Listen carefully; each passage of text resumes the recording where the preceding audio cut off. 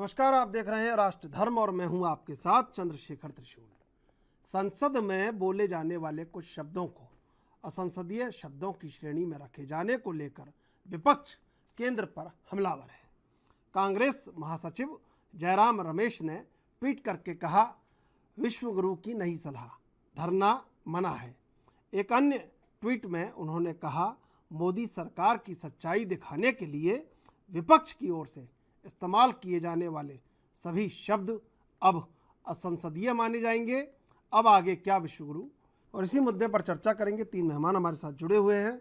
Khemchand Sharma BJP से, दीपचंद राठौर कांग्रेस से और इंदुकांत दीक्षित राजनीतिक विश्लेषक। आप तीनों का स्वागत है एनबी न्यूज़ पर। सबसे पहले खेमचंद जी आपके पास आएंगे। खेमचंद जी, ये रोज़ नए प्रतिबंध, रोक रोक रोक, ये रोकने से क्या हो जाएगा? संसद भवन परिसर में अब धरना और प्रदर्शन की भी मनाही हो गई है, तो विपक्ष बाहर अंदर सब जगह कहां पर आवाज उठाएगा?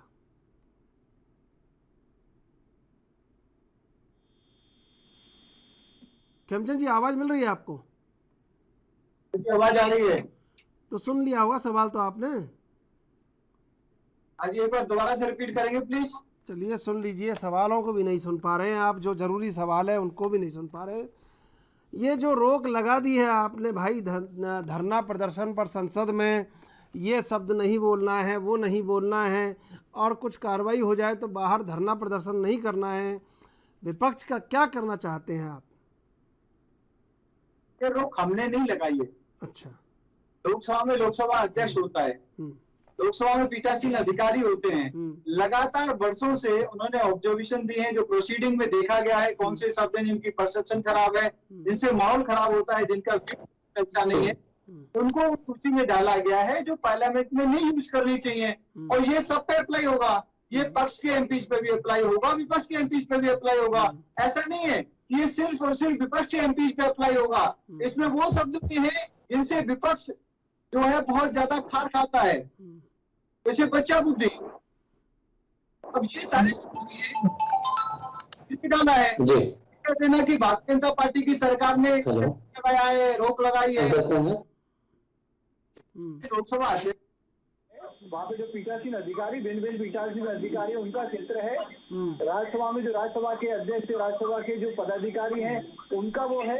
ये सब लोग आपस में मिलके इनकी जो ऑब्जर्वेशन है, प्रोसीडिंग है, उसके आधार पर ये निर्णय लिया गया है। इसमें सरकार का कोई लेना देना नहीं है और ये रूल जो बने वो सब पे लागू होंगे। और ये बात बिल्कुल सही है, जो पार्लियामेंट परिसर है वो डिस्कशन के लिए है, संवाद के लिए, बातचीत के लिए है, वो धरना प्रदर्शन के लिए नहीं है।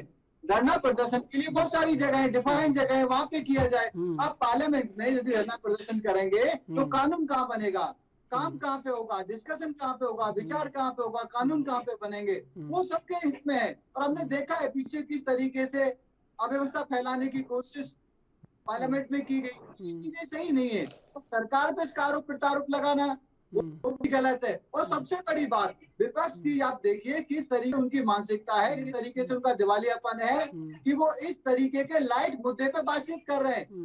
अगर उन्होंने संवाद किया होता, लोगों से बातचीत की होती, तो गए होते, तो जो जनता से जुड़े मुद्दे हैं उनको उठाते, उनकी बात करते। आज 200 करोड़ से ज्यादा वैक्सीन देश में लग रही है।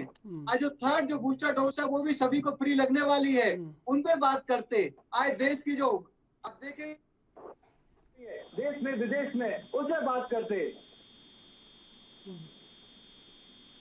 बस आपका यशगान करते रहे विपक्ष, सवाल नहीं पूछा। बात बोलिए, हमारा करें, हमें इच्छा नहीं है। हम वो लोग हैं जो देश को प्रथम लेके चलते हैं, जनता को प्रथम लेके चलते हैं। हमारे बारे में मत करो। मोदी जी ने तो कहा जितना बुरा बोल सकते हो मेरे को बोलो, लेकिन जो देश इसके मुद्दे हैं रोक तो रहे हैं आप, फिर रोक रहे हैं, बोलने कहाँ दे रहे हैं? नहीं, हम नहीं रोक रहे हैं, हम बिल्कुल नहीं रोक रहे हैं।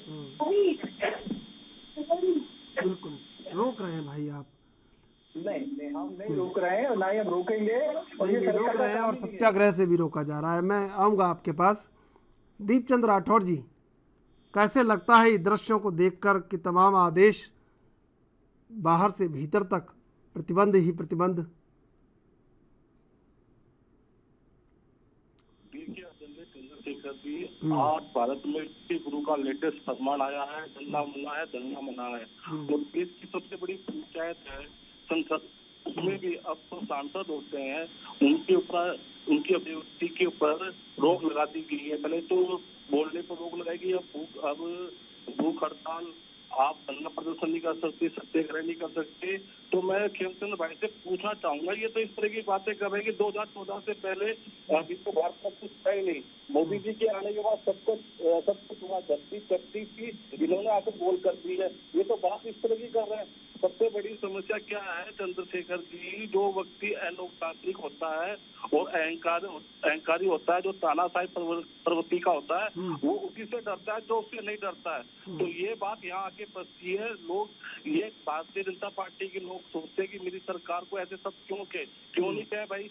कई शब्द तो व्याकरण के शब्द है, जो शब्द ऐसा संदेह वही होता है जो पहले अमराजी संधि में आता हो। ये लोग सदन के अंदर बोलने से भी रोक रहे हैं और धरना प्रदर्शन करने से भी रोक रहे हैं। तो एक बात पूछना चाहूंगा, महंगाई को भी आप ऐसा संदेह कर दीजिए, बेरोजगारी को भी ऐसा संदेह कर दिए, नोटबंदी को भी आप ऐसा संदेह सब कर दीजिए, चीन को भी कर दीजिए। हमारे दो के नाम को भी, इससे भी आपको चुभन है, अंडा के अंबानी बोलने से भी आपको चुभन है, इससे भी ऐसा संदेह कहते हैं। बात ये नहीं है, आज क्या है, आपने देखा होगा कि 18 जुलाई से पहले मानसून सत्र चलने वाला है, लेकिन उससे पहले विपक्ष की आवाज को दबाने का काम किया जा रहा है। मोदी सरकार विपक्ष को बोलना ही नहीं देती और जो बोलता है उसके ऊपर केंद्रीय एजेंसी लगा देती है, जैसे ईडीआई, सीबीआई, इनकम टैक्स इत्यादि। इस बीच में ऐसे शब्दों की सूची भी जारी हुई है और लोकसभा का ये हवाला दे रहे हैं। तो ठीक है, लोकसभा के अंदर सचिवालय ने ये पारित किया है, चलो ठीक है। जुमला जीवी, बाल बुद्धि, जुमले किसने कहा था? आपके गृह मंत्री जी बोलते थे ये जुमला है, 15-15 लाख रुपए जो जनता आपने वादे करे थे विवाद में, आपने कहा जुमला है। और ये मैं आपसे पूछना चाहूंगा, जो ये आपने काले कानून जो लेकर आए थे, किसानों को आपने क्या कहा? खालिस्तानी आपने कहा, किसने कहा ये खालिस्तानी शब्द? ठीक है, आप लोगों ने कहा ना। चलिए मैं आऊंगा, पार्टियां तो नहीं कहा। आऊंगा दीपचंद जी, दीपचंद जी मैं आऊंगा आपके पास। आप अपने गृह भवन में जाइए, ठीक है, आप क्या करने जा रहे हो? आप देश, मोदी जी कितने झूठे बातें करते हैं आपको पता है? वो छोट की बातें तो बहुत करते हैं, झूठे वादे करना, झूठे सपने दिखाना, किसानों की आय आमदनी पर हो जाएगी, 2022 में सबका मकान मिलेगा, ईडीआई, सीबीआई, इनकम टैक्स लगा के सरकार को तोड़ना, ये भी सब काम है।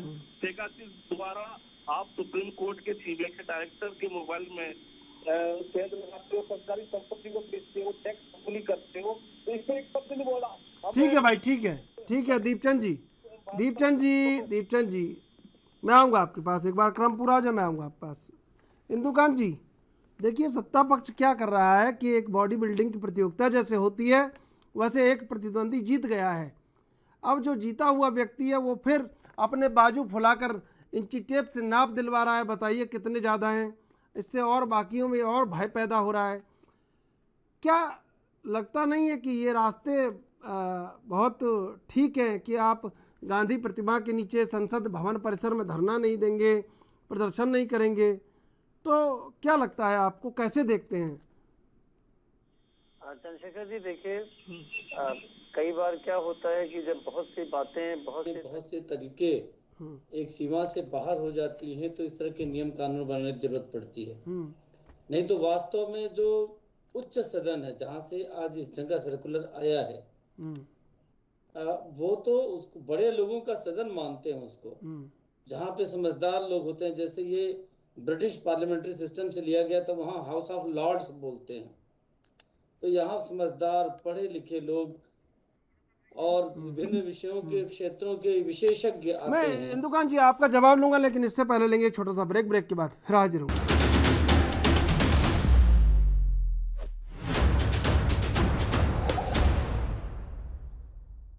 सीधे चलेंगे मेहमानों के पास। इंदुकांत जी, लेकिन ठीक है, मर्यादा को तो लांघा जा रहा है, लेकिन क्या सत्ता पक्ष को भी पूरी तरीके से कहीं ना कहीं विपक्ष को बाधित कर देना चाहिए? देखिए, एक पॉलिटिकल थ्योरी है कि थीसिस, एंटीथीसिस, फिर सिंथेसिस, चीजें इसी में से निकलती हैं। न तो जिस तरह का संसद का दुरुपयोग होता था, जिस तरह से वहाँ मारपीट कई विधानसभाओं में आपने देखा है, प्रदर्शन का एक स्थल बन गया था, अनशन, धरना, प्रदर्शन। और आप देख रहे हैं कि अभी हाल फिलहाल में कुछ विधानसभाओं में नमाज अदा करने की शुरुआत हो गई। तो इसलिए आपने देखा होगा जो सर्कुलर है उसमें धार्मिक आयोजन शब्द भी जुड़ा हुआ आप देख रहे हैं। उसका प्रसंग हम ये देखते हैं कि शायद यही होगा कि कोई यहाँ पे पता चला कि नमाज अदा करने का काम न शुरू कर दे, कोई हनुमान चालीसा का पाठ न शुरू कर दे, इसमें का विवाद ना आए। इस स्थिति से बचने के लिए सर्कुलर में ये भी चीज डाल दी गई, आपने देखा होगा। अब मेरा ये व्यक्तिगत तौर पे मानना है कि लोकतंत्र का जो मंदिर है, संसद को और विधानसभाओं को राज्यों में लोकतंत्र का मंदिर मानते, सबसे बड़ा मंदिर, उस लोकतंत्र के मंदिर में लोकतांत्रिक अधिकारों को जितना जिंदा रखा जाए, जितना वाइब्रेंट जीवंत रखा जाए, उतना अच्छा है। अब आप ये देखें कि लोकतंत्र के मंदिर में क्या क्या होता है। जैसे मंदिर में एक भक्त जाता है या मस्जिद में एक भक्त जाता है तो वो पूजा भी करता है, पाठ भी करता है, भगवान से मिन्नत भी करता है, मांग भी करता है। और जब भगवान नहीं मानते हैं तो वहाँ कई बार लंबे समय तक बैठ जाता है आराधना के लिए कि जब तक हमारी ये बात नहीं पूरी होगी हम उठेंगे नहीं। तो लोकतंत्र का मंदिर है संसद, वहाँ पे अगर लगता है किसी सांसद को कि उसकी बात ढंग से नहीं सुनी जा रही है, उसके हक को मारा जा रहा है, उसकी बात पूरी नहीं हो पा रही है अंदर, या फिर जो पीठासीन अधिकारी हैं वो जिन मुद्दों पर चाहता है बहस करना उसको बहस नहीं करा रहे हैं, उसकी कहीं ना कहीं आवाज दबाई जा रही है। तो बाहर आप जानते हैं मीडिया कवरेज के लिए होता है, तो अपनी बात रखने का मीडिया के सामने, और साथ में एक परंपरा सी बन गई है कि लोग अपना ये गांधी प्रतिमा के सामने आसपास परिसर में अपना अनशन और धरना इतना तक तो चलता रहा है। और ये सभी विधायिकाओं में जितने भी विधानसभा है, विधानमंडल है देश भर में और संसद में एक परंपरा की तरह से चलता रहा है। अब उसको अगर आप बंद करने का प्रयास करेंगे तो एक बार को ऐसा लगेगा कि कहीं न कहीं आप लोकतांत्रिक सिस्टम में, व्यवस्था में जो सांसद हैं उन्हीं का गला घोटने की कोशिश कर रहे हैं। तो ये उतना उचित नहीं प्रतीत होता है। अब लेकिन ये स्थिति, इतनी अप्रिय स्थिति आई कैसे? आप देखिए कि पिछले कुछ वर्षों में ऐसी एक परंपरा सी बन गई है कि लोग संसद के अंदर बहस नहीं करते हैं और सारी बहस, सारा धरना प्रदर्शन संसद के अंदर, सदन के बाहर परिसर में किया जाता है। तो इससे संसद के अंदर या विधानसभा के अंदर जो स्वस्थ बहस होती है उसकी एक परंपरा खत्म होती जा रही है।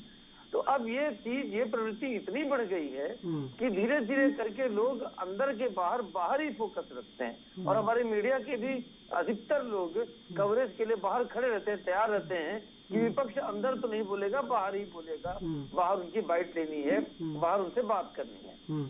अब हालात ये हो गए हैं कि कुछ विधानसभाओं में लोग बैलगाड़ी से आने लगे अपना प्रदर्शन करने के लिए, लोग और भी कई तरह की चीजें करने लगे, कपड़े फाड़ने लगे।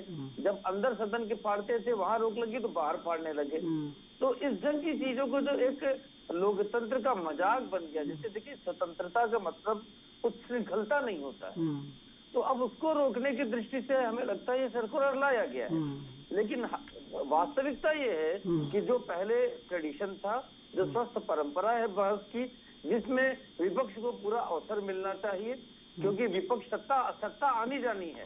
विपक्ष में आज तक अधिकतर भाजपा और अन्य राजनीतिक के दल ही रहे हैं, सत्ता में कांग्रेस रही है जो अभी इतना इसको लेकर के शोरगुल कर रही है। ठीक है, लेकिन ये नहीं तय है कि कल को विपक्ष में भाजपा नहीं आएगी। तो आप ऐसी ही परंपरा बनाएं कि आपको अपनी बात रखने के लिए अब आपको भी स्थान वहाँ उपलब्ध रहे जब आप विपक्ष में कभी जाने की जरूरत पड़ जाए।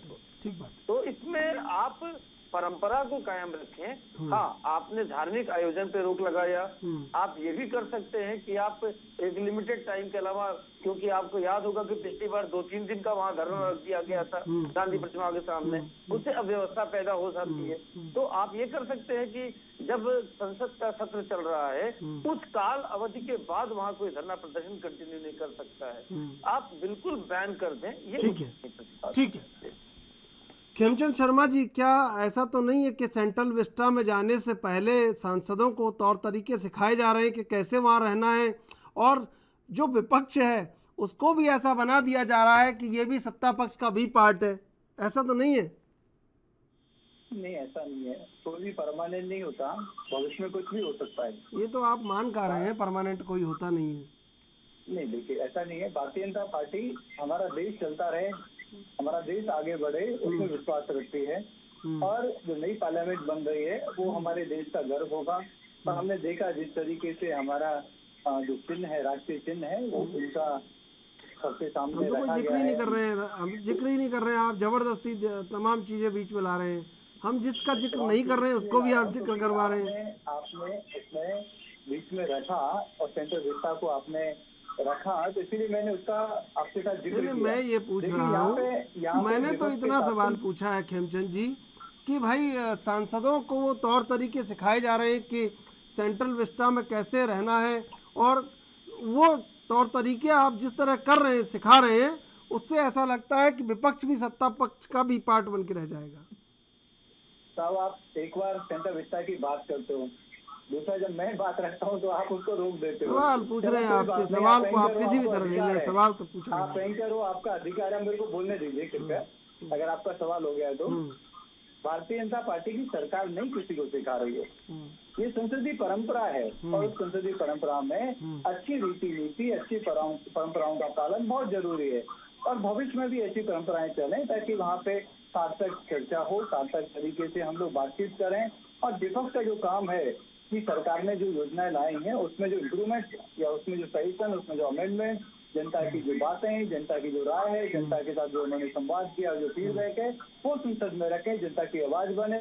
और सरकार उस पर चर्चा पर चर्चा करती है, सरकार उसमें जो भी चीज ऐसी लगती है जो बदलना चाहिए, जनता की राय है और उसको अमेंड करना चाहिए, वो करेगी। तो चर्चा पर चर्चा हो, वहाँ पे हो हल्ला ना हो, वहाँ पे धरना प्रदर्शन ना हो, वहाँ पे अराजकता का माहौल ना बने जैसे पीछे बनाने की कोशिश की गई थी। तो इसके लिए जो पीठासीन अधिकारी हैं, और पीठासीन अधिकारी इसमें लोकसभा के अध्यक्ष हैं, उपसभापति हैं, राज्यसभा के उपसभापति हैं, राज्यसभा के सभापति जो उपराष्ट्रपति होते हैं, और भिन्न पार्टियों के जो सीनियर मेंबर होते हैं, उन्हें समय पर वो पीठासीन अधिकारी बनते हैं। तो उनके जो ऑब्जर्वेशन है और जो पीछे फाइंडिंग है, जो पीछे दिक्कत हुई, उनके आधार पर ये नियम लाए गए हैं। और ये टोटली लोकसभा और राज्यसभा के जो पीठासीन अधिकारी हैं उनका अधिकार क्षेत्र है। इसमें सरकार ने कुछ किया है वो बिल्कुल गलत है, और ये नियम सब पे लागू होने वाले, हम पे भी लागू होने वाले हैं, दूसरों पे लागू होने वाले हैं। आप क्यों अपना दिवालियापन दिखाते हो? अरे आप जनता के मुद्दों पे बात करो, रखो, सरकार से चर्चा पर चर्चा करो। सरकार बहुत सारे काम के बिल अभी लाने वाली है, उसमें अपनी तैयारी करो और उस पर चर्चा पर चर्चा करो। क्यों आप उन अनगढ़ बातों पे समय वेस्ट करना चाहते हो जो सब पे लागू होने वाली है? और आपके लिए तो फायदा ही है। अब जो बच्चा बुद्धि जैसी जो शब्द यूज होते थे, चलिए रहने दीजिए, अब ये बातें अच्छी नहीं लगती है, तो बहुत बार हो चुकी है, 2 दिन से बहुत सुन रहे हैं विपक्ष। मैं दीपचंद जी, सवाल मेरा आपसे है कि क्या वाकई में इतने महान और इतने गहन और इतने विस्तृत राष्ट्रवादियों के बीच में आप अराजकता का माहौल पैदा कर दे रहे हैं? आपकी भी हिम्मत को प्रणाम है। आदरणीय चंद्रशेखर जी, मेरे भाई खेम जी ये भूल गए कि अभी तो उन्होंने बताना भूल गए कि अभी तो नई इंडिया की नई डिक्शनरी भी आनी बाकी है, शायद भूल गए। और महात्मा गांधी की प्रतिमा क्या कहती है कि कोई कानून आपके अधिकार की रक्षा नहीं करता है तो उसका नैतिक कर्तव्य है कि उस प्रकार की अवहेलना करना। और अभी मेरे भाई साहब ने बोला कि विपक्ष आवाज उठाता है, बिल्कुल आवाज उठाएगा। लोकतंत्र विपक्ष का काम, मैं इनको बता दूं काम क्या होता है कि सरकार की निगरानी करना। अब सरकार की निगरानी अगर आप करते हैं, आप महंगाई, आप 2014 में आए थे, बहुत हुई महंगाई की बात। अब की बार मोदी सरकार आप किसी प्रवक्ता के मुंह से महंगाई के सबका मैन्यू निकलता है, रोजगार पे बात नहीं करते हैं, नोटबंदी पे बात नहीं करते कि आज नोटबंदी करने से आम आदमी को क्या फायदा हुआ। बस इन्होंने एक ही रट्टा लगा रखा है खेमचंद जी ने, जी हमने मोदी सरकार ने वैक्सीन दी। अरे मेरे भाई, वैक्सीन से आप भी अच्छी बात है, वो भारतीय सरकार का पैसा नहीं था, वो सरकार का जनता का टैक्स का पैसा था। दूसरी बात, आप ये बताइए आपने नौकरियां कितनी दी? आप अगली पद पे क्या करने जा रहे हैं? आपने दूध, किताब, रबड़, खाना, आटा, घी पर 5% जीएसटी लगा दी, इसका आप बात नहीं करते। तो विपक्ष को पूछेगा ना। आप सिर्फ गुणगान गा रहे हैं मोदी जी के। मेरे को आदरणीय चंद्रशेखर जी, ये बड़ा सुखद विषय है कि आज जितने प्रवक्ता है वो मोदी के सिवा कुछ दिखता ही नहीं है कि मोदी इनके सब कुछ है। भगवान भी मोदी है, और गुरुबीन मोदी जी हो गए। लेकिन मैं इनसे पूछना चाहूंगा, जब 3 कानून आपने पिछले सत्र में असंवैधानिक तरीके से पास किया था, तो किसानों ने आपसे क्या मांग की थी? किसानों ने आपसे यही मांग की थी, हमें जंतर मंतर पर आने दीजिए, रामलीला के मैदान में आने दीजिए। लेकिन आपने क्या करा किसानों के साथ? उनके ऊपर लाठीचार्ज करा। अरे भाई, आप कहाँ किसानों की बात कर रहे हैं? यहाँ सांसदों को नहीं आने दिया जा रहा है, आप कहाँ किसानों में? तो वही बता रहा हूँ चंद्रशेखर जी, वही बता रहा हूँ मैं। यहाँ चुने हुए जनप्रतिनिधियों के लिए बड़े वो खड़े हैं बाधक, और आप कह रहे हैं कि वहाँ किसानों को नहीं। आप क्या कहेंगे? राइट टू स्पीच क्या कहती है सांसदों के अंदर की? भारतीय संविधान के अनुसार अनुच्छेद 105(2) के अधिकार के ऊपर कोई भी सांसद किसी भी शब्द को बोल सकता है, उसके ऊपर कोई रोक टोक नहीं है, और नहीं उस पर आप मुकदमा लगा सकते हो। लेकिन माननीय मोदी जी को कहीं ना कहीं जुमला जीवी, बल बुद्धि, बहरी सरकार, टोकड़ी, तड़ीपार, तानाशाह, दोहरा चरित्र, काला दिन, काम करना, इन जैसे शब्दों से बड़ी चिढ़ है। और दूसरी बात मैं बता दूं, जो लोकसभा चलती है तो सदन चीजों को डिसाइड करता है। बहुत से शब्द अमर्यादित होते हैं, अगर कुछ गलती से कोई बोल देता है तो ऐसा नहीं है, सदन में असंवैधानिक बंदे नहीं बैठे होते हैं। वो लोग भी जानते हैं कि यार कोई चीज संधि है, कोई कौन सा सब ऐसा संधि है। ये लोकतांत्रिक है, और लोकतांत्रिक और प्रजातंत्र में विपक्ष का काम होता है सरकार को आईना दिखाना। लेकिन आज क्या हो रहा है? प्रजातंत्र का गला घोटा जा रहा है। लोकतंत्र के लिए बड़ी शर्मनाक दिन है, और आज काला दिन है लोकतंत्र के लिए। आज मैं इनसे पूछना चाहूंगा, आप सांसद जो सबसे देश की सबसे बड़ी पंचायत है सदन, जब वहां पर ही आप सांसदों को बोलने नहीं देंगे, भूख हड़ताल नहीं करने देंगे, सत्याग्रहण नहीं करने देंगे, तो भाई आप सांसद किस तरह तरीके से आवाज उठाएगा? सदन में आप बोलने नहीं देते हो, सड़क पे आप आवाज नहीं सुनते हो, तो आप बंदा जाए तो जाए कहाँ? आप बताइए, आप संसद के अंदर भी नहीं सुन रहे हो, रोड पे भी नहीं सुन रहे हो, तो चंद्रशेखर जी ये कहीं ना कहीं तानाशाही, अहंकार ये दिखाता है कि बिल्कुल ये अहंकारी सरकार है। ठीक है इंदुकांत जी, आवाज मिल रही है आपको मेरी? जी बिल्कुल। इंदुकांत जी, वो बिहार में स्कूल में एक टीचर को डांट रहे थे डीएम साहब कह रहे थे कि क्या कुर्ता पजामा पहना है, क्या आप कर रहे हैं? तो ऐसा तो नहीं है कि यहाँ भी एक एसओपी तैनात कर दी जाए कि भाई इस एसओपी में ये नहीं करना है, वो नहीं करना है, ऐसे कपड़े नहीं पहनने हैं? तो ये कौन बना रहे हैं इस तरह के कानून? कौन लोग बना रहे हैं ये?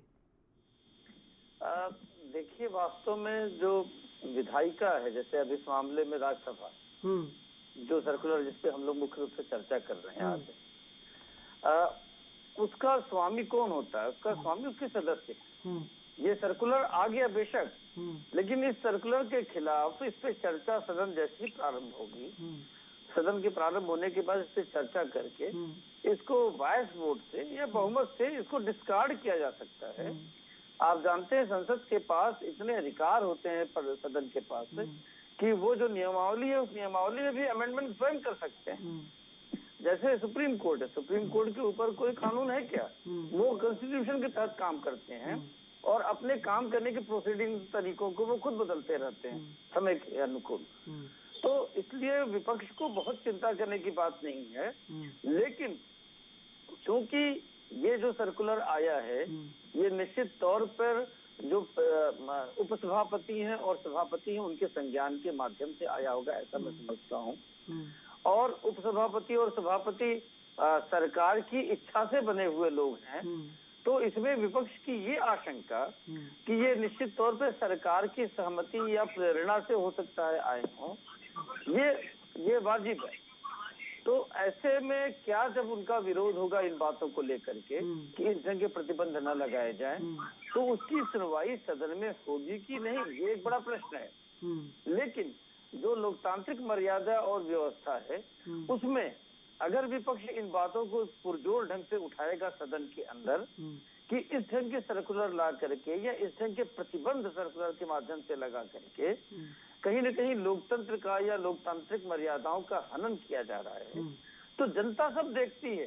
जनता जब ये देखेगी कि उनके माध्यम से चुने हुए सदस्य, उनके विधानसभाओं से भेजे गए राज्यसभा के सदस्य अपने लोकतांत्रिक अधिकारियों के लिए संघर्ष कर रहे हैं, तो हमारे लोकतांत्रिक अधिकारियों का क्या होगा? तो इसमें मैसेज विपक्ष के पक्ष में और सत्ता पक्ष के खिलाफ बहुत जबरदस्त ढंग से जाएगा।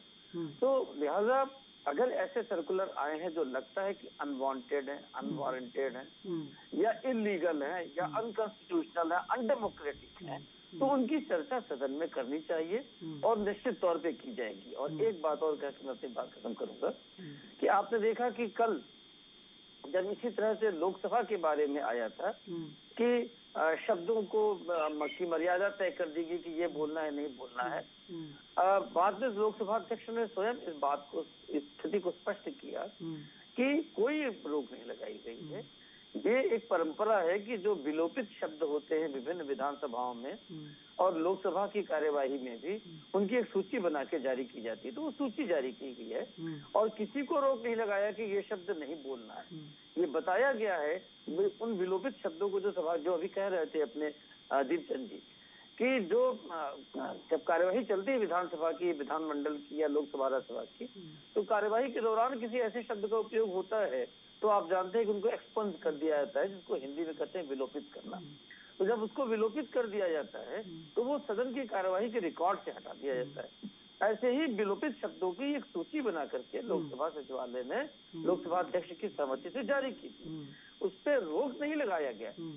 सोशल मीडिया के माध्यम से ये काफी प्रचार प्रसार हो गया कि ये रोक लगा दिया गया, एक तरह का गैग हो गया कि ऐसे ऐसे शब्दों का उपयोग नहीं कर सकते। उस पर भी इस मानसून सत्र में उस पर भी कानून आ रहा है। न्यूज वेबसाइट्स के रेगुलेटरी को लेकर भी कानून आ रहा है, विधेयक आ रहा है। हाँ, वो तो ठीक है, देखिए उस पर बहस होगी और चर्चा होनी चाहिए। और आप देखें कि हाल फिलहाल में सुप्रीम कोर्ट ने अपनी एक टिप्पणी के बाद नुपुर शर्मा के मामले में, जब उनके खिलाफ सोशल मीडिया में एकदम हमलावर स्थिति बनी, तो स्वयं सुप्रीम कोर्ट के जज ने कहा कि भाई इसकी कहीं न कहीं समीक्षा होनी चाहिए, कितना अधिकार होना चाहिए सोशल मीडिया में, कितना नहीं होना चाहिए, कुछ तो रेगुलेशन का सिस्टम होना चाहिए। तो वो तो ठीक है, उचित है कि regulation for democratic system to protect democratic system होना चाहिए। अधिकार उतना ही किसी को मिलना चाहिए जितना कि दूसरे के अधिकार में अपना घुस जाए, प्रवेश न कर जाए। खेमचंद शर्मा जी, देखिए आपने सुना होगा इंदुकांत दीक्षित जी को, बड़े सुलझे हुए पत्रकार हैं, राजनीतिक विश्लेषक हैं, कोई बात कभी किसी से प्रभावित होकर नहीं रखते हैं। जो उनको सुना है उसी का जवाब आप मुझे दे दीजिए। देखिए, इंदुकांत जी ने बड़े अच्छे तरीके से बात रखी है और संसदीय परंपरा में कुछ चीजें ऐसी होती हैं जो रिकमेंडेड होती हैं, कुछ चीजें ऐसी होती हैं जो रिकमेंडेड नहीं होती। तो उसी के लिए ये गाइडलाइंस जारी की गई है। इसको टूल पकड़ना या इसको टूल देना या इसका राजनीति करना वो सही नहीं है। वो जो राजनीति कर रहे हैं उनके मानसिक दिवालियापन को दिखाता है कि उनके पास कोई सार्थक मुद्दे नहीं है, वो जनता के पास जाते नहीं है, जनता से बात नहीं करते, वो देश में भ्रमण नहीं करते, वो अपने घर में एसी के रूम में बैठ के राजनीति करना चाहते हैं। अच्छा, ये आपके पास सिस्टम बहुत बढ़िया है कि आप देख लेते हैं। कमी है और वो ऐसी चीजों को टूल दे रहे हैं। अदरवाइज को टूल देने की जरूरत नहीं है, सब पे जाएगा। अगर गर्मी पड़ रही तो सबको लगेगी, बारिश हो रही तो सबको उसका इफेक्ट होगा। जनता जिता क्यों रही है उन लोगों को? जनता क्यों जिता रही है उन सांसदों को जो एसी कमरों में बैठ के जीत रहे हैं? ये जीत कैसे रहे हैं? तभी तो वो सरकार में नहीं है, कितने नंबर में जीते हैं। आने वाले समय में भी आप देखेंगे राज्यों में क्या हुआ है, वो तो भी कब तक समाप्त कर देंगे आप? विपक्ष को कब तक समाप्त कर देंगे? 2024 तक या आगे कब तक? आप सही बात नहीं कर रहे हैं चंद्रशेखर जी। अरे भाई कमाल करते हो आप। आपसे सवाल पूछे तो आप कहते हो सही बात नहीं करते हो। क्या करें बताइए? झंडा लेके भागे क्या?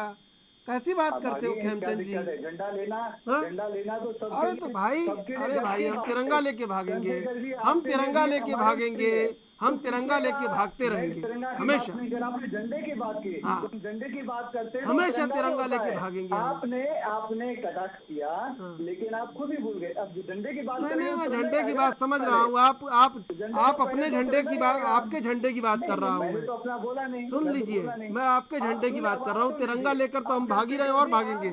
मैं ये कह रहा हूँ कि विपक्ष को कब तक समाप्त कर देंगे? बताइए तो जरा, कब तक समाप्त कर देंगे विपक्ष को? हमारा काम यहाँ पे सार्थक काम करना है, हम किसी को समाप्त करने कहाँ कर रहे हैं सार्थक काम आप? के लिए आए, विकास के लिए। कहाँ वो जो लोकतांत्रिक प्रतिनिधि है उनको बोलने नहीं दिया जा रहा है, उनको धरना देने नहीं दिया जा रहा है। और फिर हमसे आप ये कह रहे हैं कि सवाल भी ना पूछे आपसे। भाई सवाल क्यों नहीं पूछेंगे आपसे? और आपसे नहीं पूछेंगे तो किससे पूछेंगे बताइए? सवाल पूछिए। हाँ, सार्थक हम क्यों? आपको लग रहा है ना निरर्थक है ये? अरे हम किसी को खत्म करने के लिए क्यों बैठेंगे? आप कह रहे हैं, आपने कहा अभी आपने बयान दिया, गलत झूठ आप निकालिए। आपने नहीं कहा अभी कि एसी कमरों में बैठने वाले हार जाएंगे। मैंने कहा बात करेंगे, मैंने कहा जनता ने उनको रिजेक्ट करना शुरू किया है, इसीलिए उनके नंबर कम हुए हैं। अगर वो जनता के बीच में जाएंगे, जनता उनको आशीर्वाद देगी, उनको इलेक्ट करेगी। अगर वो आपको क्या जरूरत है बताने की, वो तो चले जाएंगे भाई अपने आप, तो जनता नहीं चुनेगी। मैंने ये कब कहा कि हमारी पार्टी उनको खत्म करने जा रही? नहीं, हमारी पार्टी को जनता ने आशीर्वाद दिया कुछ काम करने के लिए, हम वो काम कर रहे हैं, हम लगातार उसमें लगे हुए हैं। हम क्यों किसी को कम और खत्म करने में लगेंगे? हमारी वो रीति नीति नहीं है, हमारी नीति। आप कहते हैं भाई कांग्रेस मुक्त भारत के लिए, आप ही कहते हैं, और आपके नेता झूठे होंगे जो लोग कहते हैं। कौन नेता है आपके, बताइए जरा। कई नेता हैं आपके बीजेपी के जो कहते हैं कांग्रेस मुक्त भारत के लिए, तो वो झूठे हैं क्या? कांग्रेस मुक्त भारत, वो कांग्रेस मुक्त भारत और किसी को खत्म कर देना, एक शब्द का उपयोग, किसी को समाप्त कर देना, खत्म कर देना, वो दोनों में बड़ा फर्क है। कांग्रेस मुक्त का मतलब एक जो विचारधारा, जो करप्शन की विचारधारा, जो फर्क पैदा हो गया इसी की तो फिक्र कर रहे हैं हम। ये जो फर्क पैदा हो गया इसी की फिक्र कर रहे हैं भाई हम। सबको मौका, ठीक है, मैं आऊंगा आपके पास। व्यक्ति को भी सम्मान मिले, एक आम व्यक्ति को भी पद्मश्री मिले, और एक आम व्यक्ति को भी अवार्ड मिले, एक आम व्यक्ति की भी पहचान बने, तो उस बात को रखने को हम कहते हैं। कांग्रेस मुक्त का मतलब ये नहीं कि हम पार्टी एक व्यक्ति को खत्म करना चाहते हैं। मैं ले लूंगा जवाब इंदु कांत जी से, ले लूंगा जवाब। आपने जो कहा है मैं ले लूंगा जवाब इंदु कांत जी से। इंदु कांत जी विश्लेषण कर देंगे। हाँ, वो बैठे हैं इसीलिए विश्लेषण करवाने के लिए बैठा रखा है उनको, मैं करवा लूंगा विश्लेषण। दीपचंद राठौड़ जी, क्या लगता है कि आपका जो ये तेवर है यही रहेगा, और जो जनता की अपेक्षाएं वो ऐसे ही धराशायी होती रहेंगी विपक्ष से? सत्ता पक्ष के ऊपर आप तमाम आरोप लगाते हैं, सुन लीजिए भाई, सत्ता पक्ष के ऊपर आप तमाम आरोप लगाते हैं। कभी देखा विपक्ष ने अपने गिरेबान को झांक के, चाहे चुनाव राष्ट्रपति का हो, चाहे बात महंगाई की हो, चाहे बात बेरोजगारी की हो, आप सिर्फ राजनीतिक हितों के लिए, राजनीतिक फायदे के लिए आंदोलन करते हैं। आपकी ईडी में पेशी है तो आप सड़कों पर उतर आते हैं, लेकिन जनता के लिए कितना सड़कों पर उतरते हैं? कभी देखा हमने कांग्रेस को इतना एकजुट होते हुए 8 सालों में? ये जवाब है जो आपको देने हैं, हमें नहीं देने, जनता पूछ रही है भाई आपसे। आधुनिक चंद्रशेखर जी, पहली बात तो मैं बताना चाहूंगा, अभी खेमचंद जी भाई ने कहा कि कांग्रेस पार्टी इस देश से मुक्त होने वाली। मैं आपको बताना चाहूंगा कांग्रेस पार्टी मुक्त नहीं, बीजेपी कांग्रेस पार्टी से युक्त होती जा रही है। आपको जितने पता है, आज कांग्रेस पार्टी जितने भी नेता भारतीय जनता पार्टी के अंदर है, क्योंकि इन्होंने ईडीआई सीबीआई का डर दिखाकर या सरकार को गिराकर, वो आज जितने मंत्री है वो सारे कांग्रेस पार्टी के है। दूसरी बात, आपने जो बात की कि हम रोड पे नहीं दिखते और जनता हमारे पे भरोसा नहीं करती, आज चंद्रशेखर जी, जिस दिन जनता से ये चीज समझ में आ जाएगी कि ये जो हिंदू और मुस्लिम की जो इन्होंने बंटवारा कर रखा है, कि मुसलमानों को ये दिखा रखा है कि तुम्हारे को हिंदू से डर है, और हिंदू को ये दिखा रखा है कि तुम्हें मुसलमान से डर है, जिस दिन देश की जनता ये समझ जाएगी, उस दिन कांग्रेस पार्टी का आना बिल्कुल तय है। लेकिन आज जितने भी सांप्रदायिक दंगे हो रहे हैं वो आप देख लो, जहाँ जहाँ इलेक्शन होते हैं वहाँ सांप्रदायिक दंगे आज से 1 साल पहले हिंसा होनी स्टार्ट हो जाती है, लेकिन किसी भी मंत्री से लेकर संतरी तक, माननीय मोदी जी से लेकर गृह मंत्री तक, कोई भी एक शब्द नहीं बोलता। और दूसरी बात, अभी मेरे बड़े भाई साहब ने जो बात की थी नुपुर शर्मा पे, तो नुपुर शर्मा के कारण आज देखा हमने किस तरह देश को, हमारे भारत देश को खाड़ी देशों में नीचा देखना पड़ा, जब वो भी जब इसलिए। अरे कहाँ की बात कहाँ कर रहे हैं आप? मैं आपसे जो सवाल पूछ रहा हूँ आप जवाब नहीं दे रहे। अगर ये भारतीय जनता पार्टी अगर इतनी दूध की धुली होती और इतनी हिंदू मुसलमान की राजनीति नहीं करती, तो आज सुप्रीम कोर्ट को यह नहीं कहना पड़ता कि नुपुर शर्मा आए और टीवी में माफी मांगे। आज इनमें दम होना चाहिए कि उस लेडीज के पीछे सपोर्ट करके खड़ा होना चाहिए। लेकिन भारतीय जनता पार्टी के प्रवक्ता इन्होंने क्या करा, पार्टी ने उसको फिर मतलब भारी तत्व कहकर उसको पार्टी से बाहर निकाल दिया। अरे तुम्हारे में दम होता किसी आदमी को निकालते, एक लेडीज के पीछे जो लेडीज आपकी पता नहीं क्या डबल स्टैंडर्ड बात कर रहे हैं आप, कहाँ की बात कहाँ जोड़ रहे हैं, मुझे समझ में नहीं आ रही आपकी जवाब। दीपचंद जी, मैं बताना चाहता हूँ, आज अरे भाई आपको बोलने से रोक दिया है, वहाँ धरने से रोक दिया है, आप उस पर कुछ बोल नहीं रहे हैं। नुपुर शर्मा पर बोल रहे हैं, बेरोजगारी पर बोल रहे हैं, महंगाई पर बोल रहे हैं, जो बोलना है वहाँ नहीं बोल रहे हैं। डीजल और पेट्रोल आज लोग ये क्यों नहीं समझ रहे, जब कांग्रेस की सरकार जब 440 रुपया सिलेंडर आता था तो उनको महंगा लग रहा था, और आज 1100 रुपया सिलेंडर लेने में भी जब देश की जनता को महंगा नहीं लग रहा है। ये आपको समझना होगा, ये फर्क समझना होगा, क्योंकि लोग कहीं ना कहीं, मैंने आपको क्या कहा, लोगों के अंदर एक डर बैठा रखता है कि जब तक हम हैं तो आप सुरक्षित हो। ठीक है, मैंने आपको पहले कहा मैं था आऊंगा आपके कि पास। हिंदू मुसलमान की राजनीति, ये हिंदू मुसलमान की राजनीति ही इनको बढ़ावा दे रही है, और कुछ नहीं है। तो कांग्रेस पार्टी हमेशा हिंसा के साथ चलती है। ये मतलब हिंसा प्रवृत्ति के लोग तो ये हैं। और हम तो एक बात ये कहना चाहेंगे, हम तो महात्मा गांधी के ठीक है भाई, ठीक है, सत्याग्रह आंदोलन पर चलने वाले व्यक्ति हैं। ठीक है, ये तो वो लोग हैं जो सावरकर को मानते हैं और गोडसे को मानते हैं, जिन्होंने महात्मा गांधी की हत्या करी थी। ठीक है भाई, बहुत सारा आप तो ठीक है, मैं आऊँगा आपके पास। इंदुकांत जी देखिए, मैंने जो दीपचंद राठौर जी से सवाल पूछा, जो खेमचंद जी से पूछा, विपक्ष तो बिल्कुल ऐसा हो गया है, 2 का पहाड़ा सुनाओ तो 1 से 100 तक की गिनती सुना देते हैं, 5 का पहाड़ा सुनाओ तो 1 से 100 तक की गिनती, इसमें देख लो, और 10 का पहाड़ा सुनाओ तो 1 से 100 तक की गिनती, इसमें से ढूंढ लो, और आप इनसे 50 का पहाड़ा पूछो तो भी 1 से 100 तक की गिनती, इसमें से देख लो।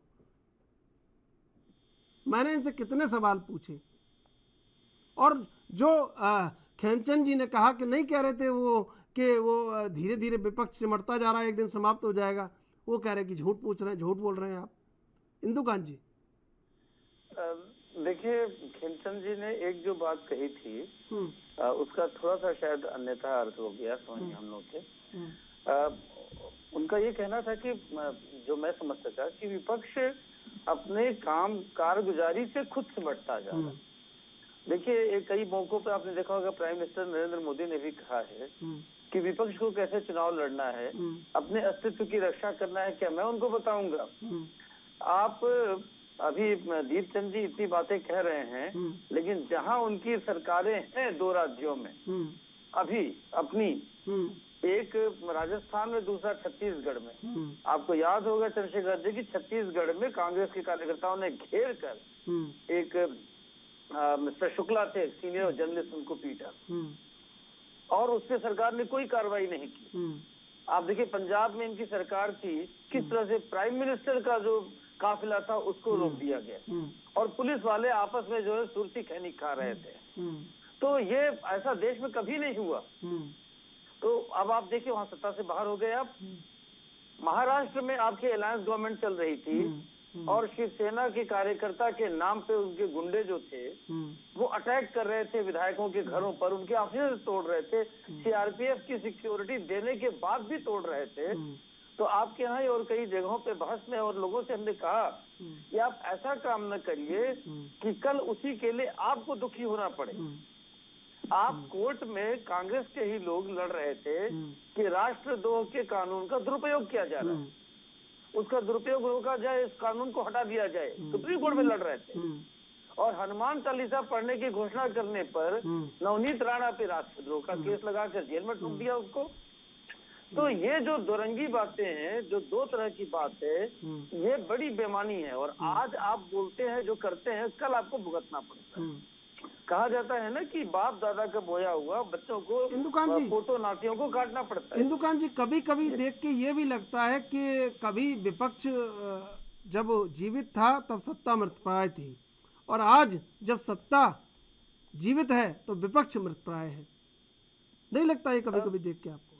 ठीक कह रहे हैं। देखिए, एक चीज तो आपके सामने नजर आएगी कि कितनी बार ये आरोप लगा कई पार्टियों पर। अधिकतर पार्टी हमारे देश में क्या है, परिवार बेस्ड है। आपने अगर ठीक से राजनीति नहीं की, जैसे उत्तर प्रदेश के चुनाव भी हुए, अब उत्तर प्रदेश के चुनाव में सारे जितने भी सर्वे थे और चीजें थी, उसमें समाजवादी पार्टी के सत्ता में आने के चांसेस थे, लेकिन अति आत्मविश्वास में, और कुछ न कुछ अच्छे काम जरूर रहे होंगे योगी जी के, कि वो भारी पड़ गए, और उनका अति आत्मविश्वास कांग्रेस के साथ, बसपा के साथ, किसी के साथ अलायंस न करना, और लगा कि जो अपराधी प्रवृत्ति के लोग हैं, जो नॉन धर्म के नाम पे राजनीति करने वाले हैं, हम इन्हीं को टिकट देंगे जनता के विरोध के बाद भी। ये जो प्रवृत्ति थी उसने उनको सड़क पे ला दिया कि आप विपक्ष की राजनीति ही फिर से ठीक से करो। मैं एक बात और जोड़ना चाहता था, जो महाराष्ट्र की बात कर रहा था। आज देखिए, आज एक बयान आया है उद्धव ठाकरे जी का कि शिव सैनिकों पर किसी भी तरह का हमला हम बर्दाश्त नहीं करेंगे। अब आप ये देखिए, आज वो विपक्ष में आगे, कल सत्ता में थे। ये बड़ा आईना है राजनीतिक दलों के लिए और सभी के लिए कि देखिए, आज जो आप करेंगे कल उसको भुगतने के लिए तैयार रहिए। आज आप कह रहे हैं कि लोकतंत्र की रक्षा की जाए, लेकिन इस देश में इमरजेंसी किसने लगाई थी? और तो और वो जब लगाई गई तो लोगों ने ये इसको साबित करने की कोशिश की वर्षों तक कि हमने उचित लगाया था, उसमें आवश्यक था। लेकिन ये एक आईना होता है आज के सत्ताधारी लोगों के लिए कि ठीक है, देखिए जैसे आपने चर्चा की, प्रधानमंत्री नरेंद्र मोदी ने स्वयं मंच से कहा था कि हमें कांग्रेस मुक्त भारत बनाना है। खेमचंद जी ने क्या कहा कि कांग्रेस की विचारधारा को, जो विचारधारा करप्शन से जुड़ी थी, जो विचारधारा 1 रुपए में 15 पैसा जनता तक पहुंचाने से जुड़ी थी, उसको खत्म करना है। लेकिन इन दिस प्रोसेस क्या हुआ है कि वास्तव में इस देश की राजनीति कांग्रेस मुक्त होती जा रही है। अब इसकी चिंता खेमचंद जी को थोड़े करना है, इसकी चिंता तो दीपचंद जी को करना पड़ेगा कि ऐसा क्या कारण है कि अगर वो जनता के मुद्दों पे लड़ रहे हैं, अगर वो वास्तव में राजनीति देश हित में, जनहित में कर रहे हैं, तो उनकी ये स्थिति ऐसे कैसे सिकुड़ती जा रही है। आप देखें कि शेर के मामले में संसद में बहस चल रही है और उसी दिन इनके नेता जो सब मुद्दों पे बात रखते हैं वो विदेश यात्रा पे चले जाते हैं। अच्छा, मैं तो कई बार जब अकेले में बात करता हूँ, अलग से बात करता हूँ ऑफ द रिकॉर्ड, तो कांग्रेस के कई सीनियर लीडर्स कहते हैं कि हम लोग इस बात से दुखी हैं, परेशान हैं। इसीलिए आप जानते हैं दीपचंद जी की आपके यहाँ ग्रुप 23 बन गया। आज ही मनीष तिवारी जी का एक ट्वीट आया है कि अगर शेर को बांध कर रखोगे तो वो पिंजरा तोड़ के निकल जाएगा। अब इसको कमेंट लोग अपने अपने हिसाब से ले रहे हैं। एक कमेंट तो कांग्रेस पे ही है, वो भी G23 के नेता है, उसका सीधा मायने है कि आपने शेर को बहुत दिनों तक पिंजरे में बांधने की कोशिश की, अब वो पिंजरा तोड़ के निकल पड़ा है। तो आप शेर क्या कांग्रेस है क्या? नहीं, वो शेर इस बात का प्रतीक है, इस ट्वीट से जो मीनिंग निकाली जा रही है कि आपने बहुत दिनों तक एक मुस्लिम परिस्थ राजनीति की, देश के हित की बात या देश नेशनलिस्ट पॉलिटिक्स न करके, जो जैसे डॉक्टर मनमोहन सिंह ने कहा कि पहला हक जो है यहाँ पे अल्पसंख्यकों का है, तो अब शेर उससे बाहर निकल आया है। लेकिन उन्होंने ऐसा ट्वीट किया कि आप उसका जैसा चाहे अर्थ निकाल सकते हैं। दीपचंद जी बताएंगे वो क्या अर्थ इसका समझते हैं। लेकिन जी क्या अर्थ समझते हैं, बताइए आप जरा। इससे मेरा तो एक मानना यह भी, मेरे बड़े भाई ने कहा कि महाराष्ट्र में हमारी अलायंस की सरकार थी, बिल्कुल थी, वो गिर गई। मैं ये पूछना चाहूंगा कि जब महाराष्ट्र की सरकार गिराना क्या ये शॉर्टकट नहीं है क्या? गोवा, मणिपुर के अंदर हमारी सरकार बनने वाली थी, उससे पहले इन्होंने सरकार गिराई और खरीद फरोख्त करके ईडी सीबीआई का डर दिखाकर ये कौन सी राजनीति चमकाना चाहते हैं? मैं आपको एक बात बता दूं कि 2014 से पहले 14 लाख करोड़ का कर्जा था और आज कितना है? 2014 के बाद 78 लाख करोड़ का कर्जा आ चुका। तो आप बताइए ये शेर कौन सा शेर है? आने वाले टाइम में यही शेर श्रीलंका बना देगा इस भारत को। ये समझना होगा हम लोगों को, ये शेर नहीं है। ये सारी चीजें संपत्ति बेच रहा है और हम बैठे हुए देख रहे हैं और हम वाहवाही लूट रहे हैं कि भाई मोदी जी अच्छा काम कर रहे हैं। कोई काम अच्छा होता है, चाहे कांग्रेस ने कहा चाहे बीजेपी कोई भी काम करे, मैं निंदा करता हूँ। आपने जैसे कहा कि पत्रकार में हमारी छत्तीसगढ़ में हमारी सरकार और पत्रकारों के साथ कोई गलत व्यवहार हुआ है तो मैं आपके चैनल के माध्यम से माफी मांगता हूँ। लेकिन आपको ये भी सोचना पड़ेगा, जिस तरह आज माननीय मोदी जी हर चीज संपत्ति को बेचे जा रहे हैं, सरकारी नौकरियां खत्म करते जा रहे हैं, तो मैं पूछना चाहूंगा कि जो हमारे बच्चे हैं, हमारे तो चलो उम्र निकल चुकी है, जो आने वाली जो पीढ़ी है वो कहाँ जाएगी? सबसे बड़ा भविष्य उनका है। हमने और आपने तो जिंदगी निकाल चुकी है। हेमचंद जी जवाब दीजिए, जो अग्निपथ है वो 4 साल के बाद क्या करेगा? वो बॉडीगार्ड बनेगा आपके वहां पर संसद में आकर या झाड़ू काटेगा रोड पे आकर? इसका जवाब दे दीजिए आप। वो शेर अगर आपको अच्छा लगता है तो शेर आपको मुबारक हो, हमें ऐसा शेर नहीं चाहिए। कांग्रेस पार्टी हमेशा उसका विरोध करती आ रही है, देश की गलत नीतियों को लागू कर रहे हैं और कभी भी कांग्रेस पार्टी ने ऐसी गलत नीति नहीं लागू करी है। आज आप देख ले 8 साल में 78 लाख करोड़ का कर्जा तो माननीय मोदी जी की देन हो चुका है और आप बोल रहे हो कि ऐसा शेर जो खुले में हमारी वाहवाही लूट रहा है। तो चीन, अगर आप इतना ही शेर हो तो चीन हमारी भारत की सीमा पर आकर पुल बना दिया तो ये शेर क्यों नहीं बोलता? 56 इंच का चौड़ा श्रीलंका कहाँ चला जाता उस टाइम? मैं इंदुकांत जी आपका जवाब लूंगा, लेकिन मैं आपसे एक सवाल ये भी पूछना चाहता हूँ। एक छोटी सी बात है कि फूलो देवी नेताओं को सर्वश्रेष्ठ सांसद का अवार्ड दिया जाता है और मानसून सत्र में उनको ये माना जाता है कि इन्होंने हंगामा किया था और शीतकालीन सत्र में उनको निकाल दिया जाता है, निलंबित सांसदों में नाम होता है। तो ये ठीक है क्या? आप जवाब दे दीजिए, लेकिन ये भी जवाब दे दीजिएगा। हमसे पूछ रहे हैं? बिल्कुल। अब देखिए, मैं एक चीज कहना चाहता था, जो इंटरव्यू करना चाहता था कि देखिए, जिस तरह की बातें अभी दीपचंद जी कह रहे थे, आप लोकतंत्र की रक्षा के लिए जब शिवसेना के लोग अटैक कर रहे थे लोकतांत्रिक संस्थाओं पर, उस समय आपको बोलना चाहिए था, लेकिन आप मौन रहे।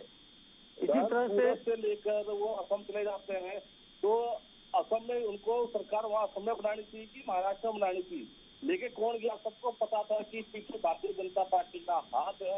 रात में वो सूरत में होते हैं, फिर वो असम चले जाते हैं। तो मेरा ये कहना मतलब है, कहीं ना कहीं भारतीय जनता पार्टी, ये आपको भी पता है कि भारतीय जनता पार्टी के मतलब सपोर्ट की वजह से ये सरकार गिरी है।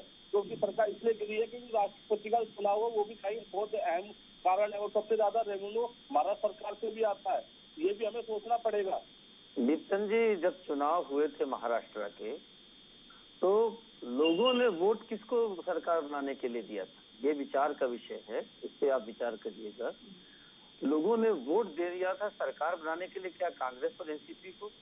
इसी तरह कर्नाटक में जब चुनाव हुए थे तो लोगों ने वोट किसको दिया था? ये देखिए, पॉलिटिक्स में ऐसी स्थिति दीपचंद जी हो गई है कि सभी जगह इस तरह की स्थितियां दिख रही हैं, कोई दूध का धुला नहीं है। तो जो जनता का मत है, उस मतादेश के खिलाफ जाके जो सरकार बनाई जाएगी, तो उसको गिराने पर लोगों में संघर्ष होना चाहिए, लोगों में विरोध होना चाहिए। श्रीलंका में आप देख रहे हैं, जो आप उदाहरण दे रहे थे। इसी तरह से मैं कह रहा हूँ कि आप जितने मुद्दे कह रहे हैं कि 14 लाख करोड़ का था कर्जा, 78 लाख हो गया, तो आखिर क्या कारण है कि जनता को आप ये बात समझा नहीं पा रहे हैं? जनता आपके साथ क्यों नहीं खड़ी है? चुनाव दर चुनाव आपसे जनता पीछे हटती जा रही है। कहीं न कहीं उसे या तो प्राइम मिनिस्टर नरेंद्र मोदी के नेतृत्व पर असंदिग्ध श्रद्धा हो गई है, विश्वास है, और आपके नेतृत्व पर श्रद्धा नहीं है। इस पे भी आपको विचार करना पड़ेगा। और एक जो सवाल चंद्रशेखर जी ने हमसे पूछा था, देखिए चंद्रशेखर जी, किसी को आज अगर सर्वश्रेष्ठ सांसद का पुरस्कार मिलता है तो इसका कहीं मायने ये नहीं है कि धरना प्रदर्शन नहीं कर सकता। एक दूसरा, कल उससे गलती नहीं हो सकती है। लेकिन सर्वश्रेष्ठ, इससे दो सवाल उठते हैं। एक तो ये कि सर्वश्रेष्ठ सांसद चुने जाने की जो प्रक्रिया है, मैं देखता हूँ कई विधानसभाओं में, संसद में भी, क्या वो भी पुरानी परंपरा से जुड़ा हुआ है पद्म अवार्ड देने के? तुम इस बार हमारे सांसद को दे दो, अगली बार मैं तुम्हारे सांसद को दे दूं। ये परंपरा टूटनी चाहिए और सचमुच जो आदर्श सांसद हो, आदर्श विधायक हो, उसी को सर्वश्रेष्ठ सांसद विधायक का पुरस्कार देना चाहिए। एक प्रश्न इस पे उठता है। कई जगह ऐसी गड़बड़ियां हो रही हैं जो आपने भी देखी होंगी, हमने भी देखी। दूसरा, अगर ऐसे आचरण, अच्छा आचरण करने के आधार पर आपने पुरस्कार दिया तो निश्चित तौर पर उस पर कार्रवाई करते समय उस पुरस्कार का कुछ न कुछ प्रभाव आपको दिखना चाहिए। बिल्कुल। समय समाप्त हो रहा है। इंदुकान दीक्षित जी, दीपचंद राठौर जी, खेमचंद शर्मा जी, आप तीनों का धन्यवाद डिबेट में जुड़ने के लिए। दरअसल जिस लोकतंत्र की विपक्ष दुहाई दे रहा है, उस लोकतंत्र का झंडा बुलंद करने में विपक्ष नाकाम भी दिखाई दे रहा है। अब ऐसे में लोकतंत्र का झंडा कैसे लेकर विपक्ष आगे बढ़ेगा और कैसे इन आदेशों के विपरीत जनता की जो बात है उसको कहीं सदन तक पहुंचाएगा, यह सबसे बड़ा सवाल है। और इसका हल कैसे निकलेगा, ये विपक्ष को ही खोजना है। अब देखते हैं कि विपक्ष इस हल को कैसे खोजता है। बहरहाल देश विदेश की ताज़ा तरीन खबरों के लिए आप देखते रहिए ANB न्यूज़।